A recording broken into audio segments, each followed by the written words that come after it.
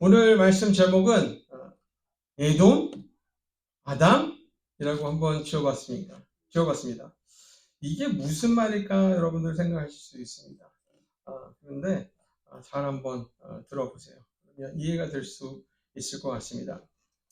오늘 본문의 다름에 있어서 좋은 점과 나쁜 점이 있습니다.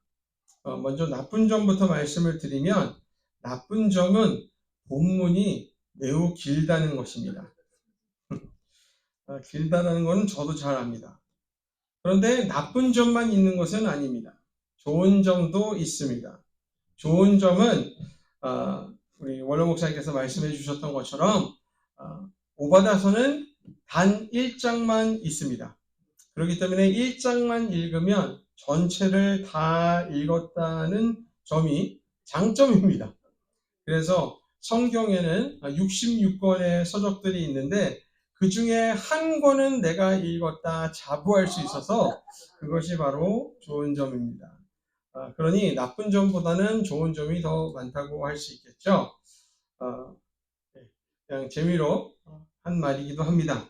여러분 혹시 초성 게임이라는 것 해보신 적 있으세요? 한국 젊은이들이 많이 하는 건데 초성 게임이라는 것이 있습니다. 이 게임은 자음만 보고선 그 단어가 무슨 단어인지 맞춰보는 게임이에요. 여러분 해보신 적 있으세요? 함께 해보려고 한 몇 개 준비해봤어요. 우리 이면 선생님 한 번만 이렇게 딱 눌러주시겠어요? 자, 이게 무슨 말일까요?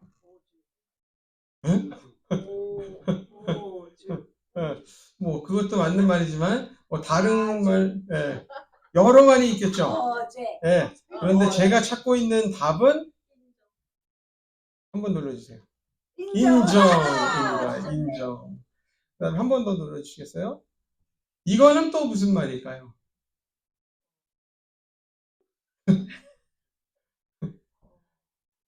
뭐가 있을까요? 건강?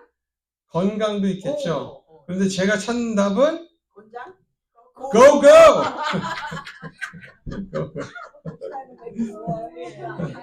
그다음에 마지막은 좀 어려워요. 하나만 더 해볼게요. 이거는 뭘까요? 어디가 있었지? 박수! 네. 이거의 정답은 바로 아이스크림입니다. 아이스크림. 아이스크림 오늘 쏘셔야겠는데요. 길어서 이거는. 네.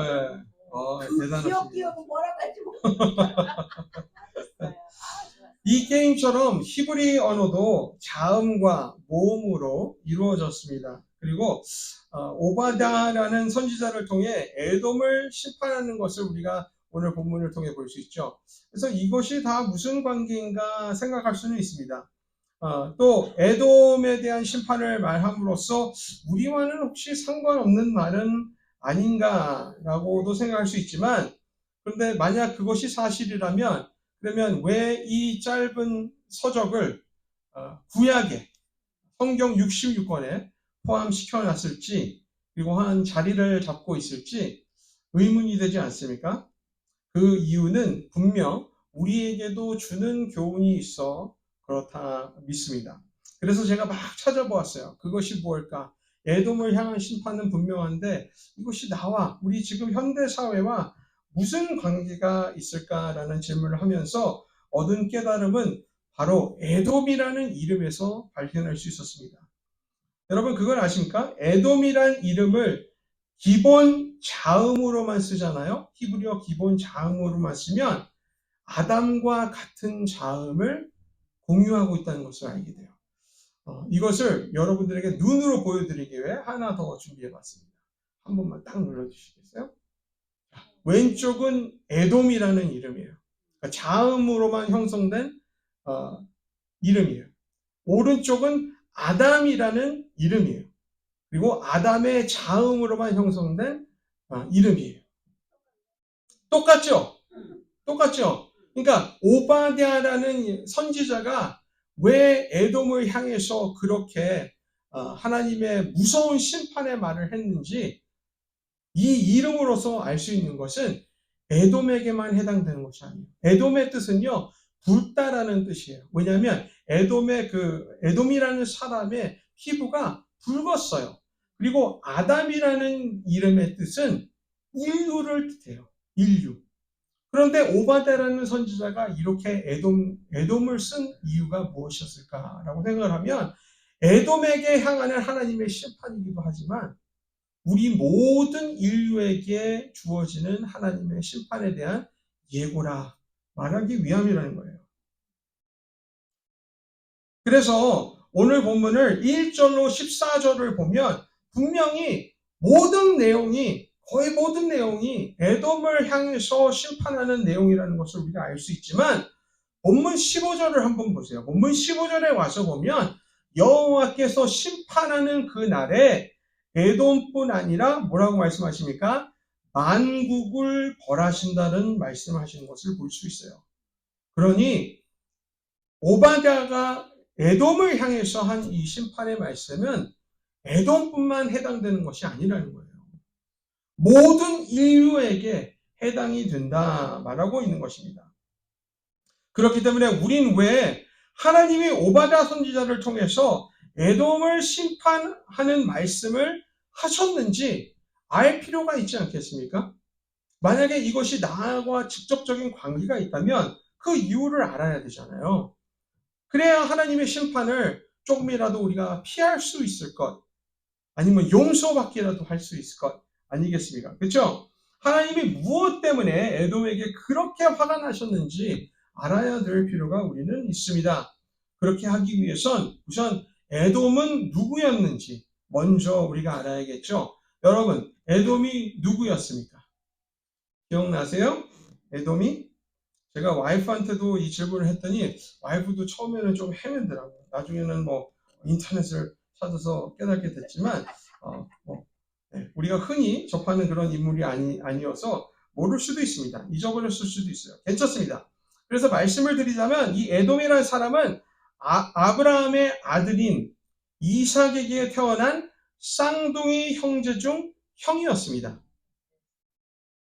그 사람이 누구였어요? 바로 에서죠. 에서. 에서라는 이름의 뜻은 털이 많다라는 뜻이에요. 그리고 에돔이라는 이름은 그가 굵다라고 해서 에돔이라는 이름을 준 거예요. 그렇다면 그의 동생은 누구였습니까?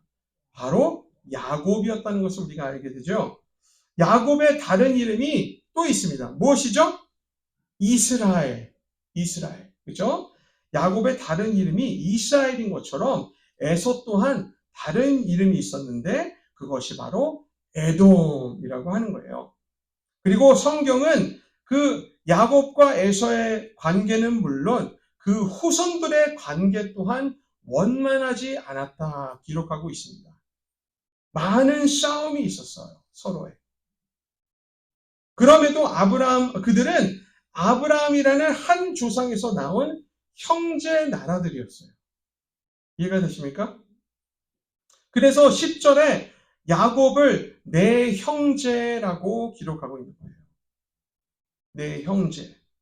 여러분도 잘 아시겠지만 한국도 그렇고 미국도 그렇고 이 역사를 되돌아보면 이 두 나라들이 역사적으로 많은 전쟁들을 치렀습니다. 그렇죠? 그런데 이 전쟁들 가운데 비극적이지 않은 전쟁은 없습니다만 그래도 가장 비극적인 전쟁이 있다고 한다면 그 전쟁은 무엇이라고 여러분은 생각하십니까? 가장 비극적인 전쟁이 무엇입니까? 피해자 수를 떠나서 가장 비극적인 전쟁은 바로 남북전쟁이죠. 왜 남북전쟁이 가장 비극적이다 말하냐고요? 그것은 그 이유는 승자가 없기 때문이에요. 그 사이에서. 승자가. 모두가 가해자이자 모두가 피해자예요. 그렇죠? 그렇기 때문에 형제 간의 싸움처럼 비극적인 싸움은 없다라는 거예요. 맞습니까? 이 같은 말은 주를 믿는 자들에게도 해당이 되죠. 적용이 되죠. 교인들끼리 막 서로 깎아내리면서 싸우는 것처럼 보기 싫은 것이 없습니다. 맞습니까? 저희도 그런 마음이 드는데 모든 믿는 자들의 아버지인 하늘의 하나님은 어떻게 느끼실까요? 이 안타까운 마음을 오늘 본문이 대변한다고 생각합니다. 여러분, 이 세상에는 참 많은 일들이 벌어지고 있어요. 지금 현재. 그렇죠? 전쟁도 많이 벌어지고 있습니다. 누가 더 잘났네, 누가 더 못났네 하는 것이 우리의 현실 아닙니까? 그렇기 때문에 저는 오늘의 이 오바댜서의 이 말씀이 우리에게 매우 필요한 말씀이라고 생각이 듭니다. 성경은 오바댜라는 사람의 이름을 지닌 자들이 여럿을 언급하고 있습니다. 그런데 오늘 본문의 저자인 오바댜에 대해서는 그의 이름이 여호와의 종이라는 것 외에는 기록된 것이 별로 없어요. 그가 언제 살았고 또는 그의 가족은 누구였는지 성경은 말하지 않고 있습니다. 다만 우리가 오늘 보는 예언서에 기록된 것을 바탕으로 추측할 수 있는 것은 그가 유다가 바벨론에 의해 멸망할 때쯤 살았던 사람이라는 것입니다. 유다가 멸망할 때쯤 살았던 사람. 우리가 기억해야 하는 것은 바벨론에 의해 유다의 멸망함은 그들의 죄로 인한 심판이었다는 것을 꼭 기억해야 됩니다. 그렇죠? 괜히 바벨론이 그들을 정복한 것이 아니에요. 하나님의 심판을 받은 것입니다. 그렇죠? 그래서 유다가 예루살렘 성전이 무너진 거예요. 그러므로 하나님으로부터 선택받은 백성이라는 것을 자부했던 유다가 하나님의 심판을 받았을 때 형제 나라인 에돔이 하고 하지 않고 않은 것들을 그들 또한 심판하실 것을 오늘 오바댜서를 통해서 말씀하고 계시는 것입니다. 그래서 1절과 2절을 보면 이렇게 말씀하시죠. 오바댜의 묵시라, 그러니까 비전이라는 거예요. 주 여호와께서 에돔에 대하여 이와 같이 말씀하시느니라. 우리가 여호와께로 말미암아 소식을 들었나니 곧 사자가 나라들 가운데 보내심을 받고 이르기를 너희는 일어날지어다. 우리가 일어나서 그와 싸우자 하는 것이니라. 보라, 내가 너를 나라들 가운데 매우 작게 하였으므로 내가 크게 멸시받느니라. 아멘. 하나님이 매우 에돔을 향해서 화가 나 있다는 것을 우리가 볼 수 있습니다. 그렇죠? 에돔이 무엇을 그렇게 잘못했길래 이 같은 말씀을 하는지는 3절에서 4절에 그 이유가 나옵니다. 그런데 요약해서 말씀을 드리면 그들의 교만함 때문이었습니다. 교만함. 본문이 말하는 것처럼 그들은 높은 곳, 바위 위를 틈지고 살았습니다. 그래서 외부의 침공이 쉽지가 않았어요. 그러다 보니 그들이 자신만만하게 생각했던 거예요. 자신들을 이길 자가 없다 다짐하였어요.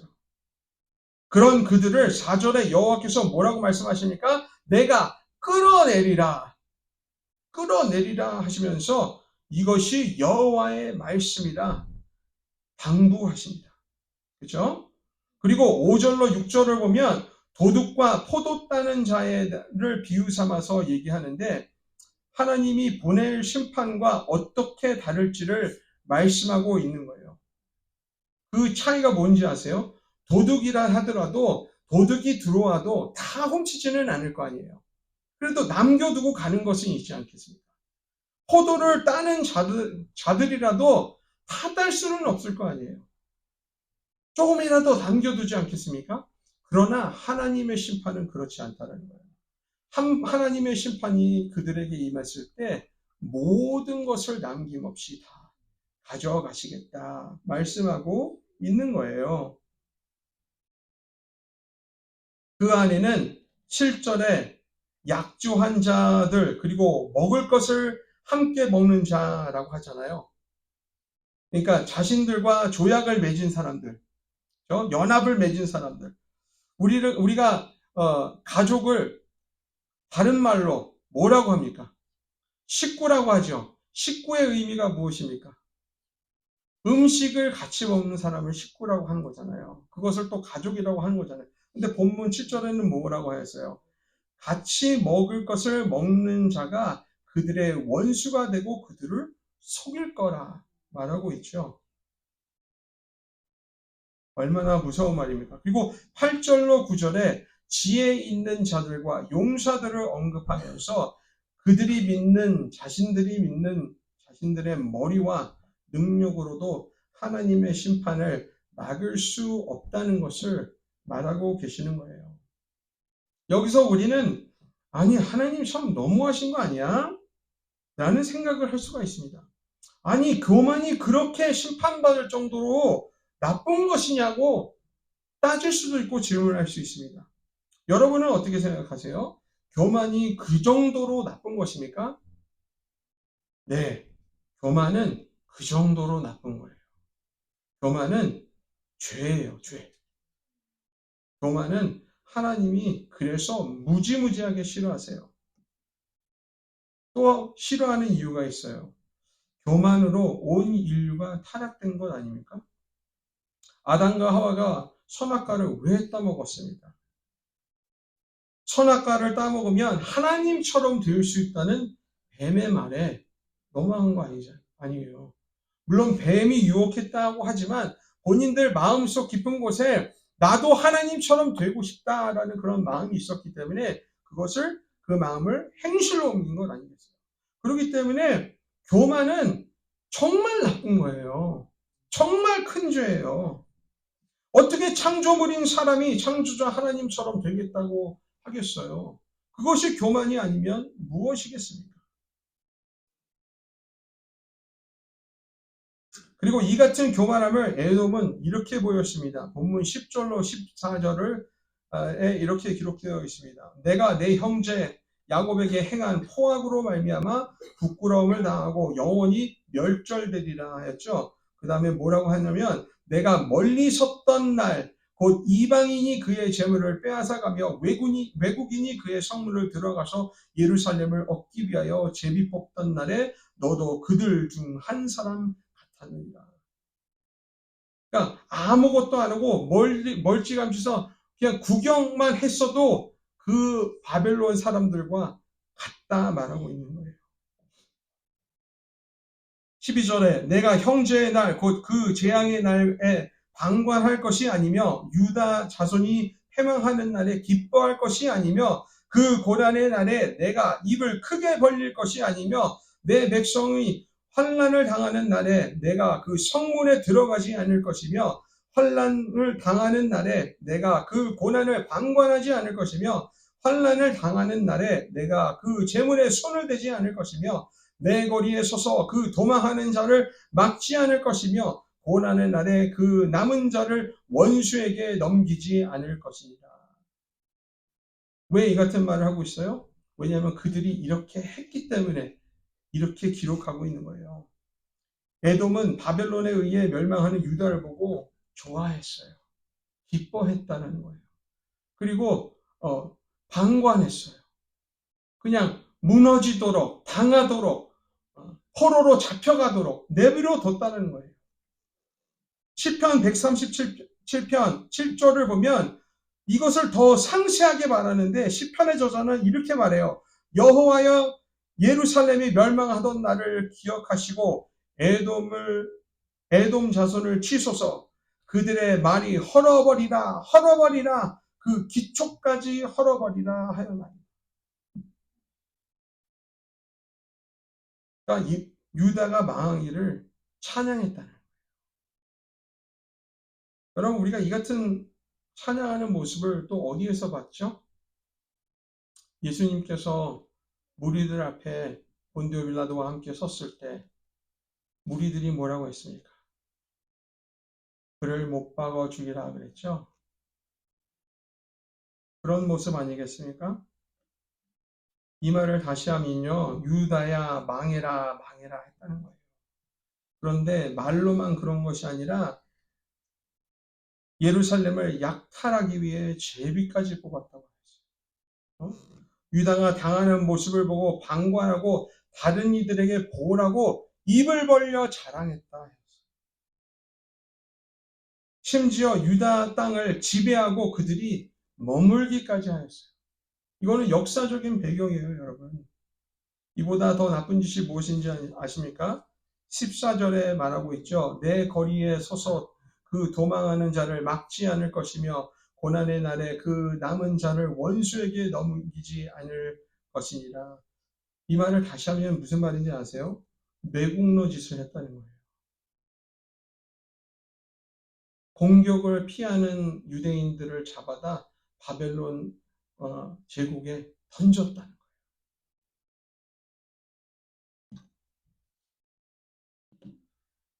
얼마나 악질이었는지 이제 아시겠죠?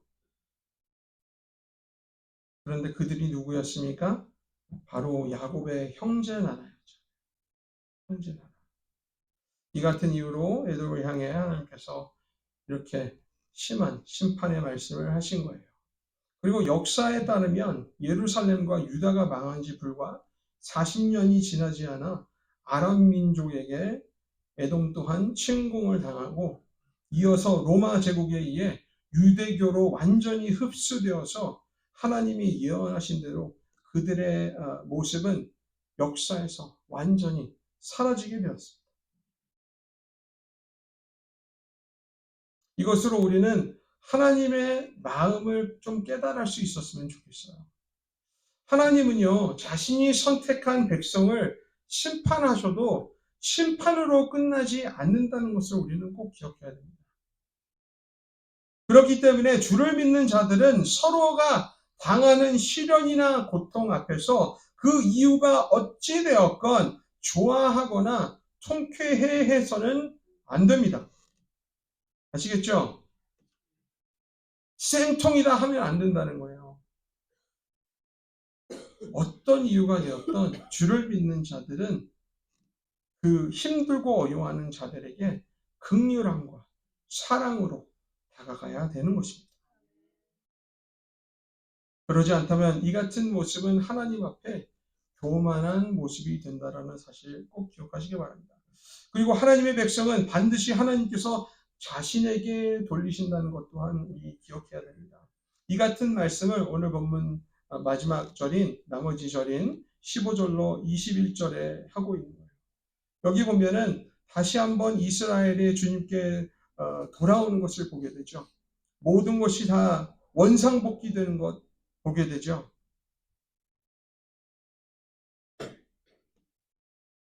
하나님은 자신 대신 심판할 자를 필요로 하지 않으십니다. 자신 대신 화를 내릴 자 또한 필요로 하지 않으세요. 하나님의 심판에 도울 자를 찾으시는 것도 아닙니다. 그렇기 때문에 기독교의 역사 속에서 그리스도의 이름으로 전쟁을 시행하고 이런 것들이 매우 사악한 이고 매우 proudful한 그런 일들이라는 거예요.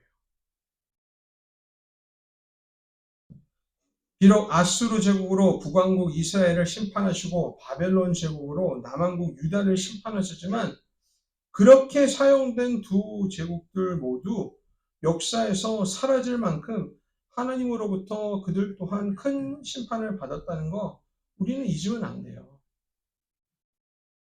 아시겠죠? 에돔에게 한 이 심판의 말씀은 다시 말씀드리자면 그들뿐만이 아닌 모든 인류에게 하시는 말씀입니다. 그렇기 때문에 정죄보다는 서로를 향한 이해로 그리고 또 질투와 시기와 미움보다는 긍휼함과 사랑으로 서로를 대할 수 있는 우리 모두가 될 수 있기를 주님의 거룩한 이름으로 축원합니다. 함께 기도하겠습니다.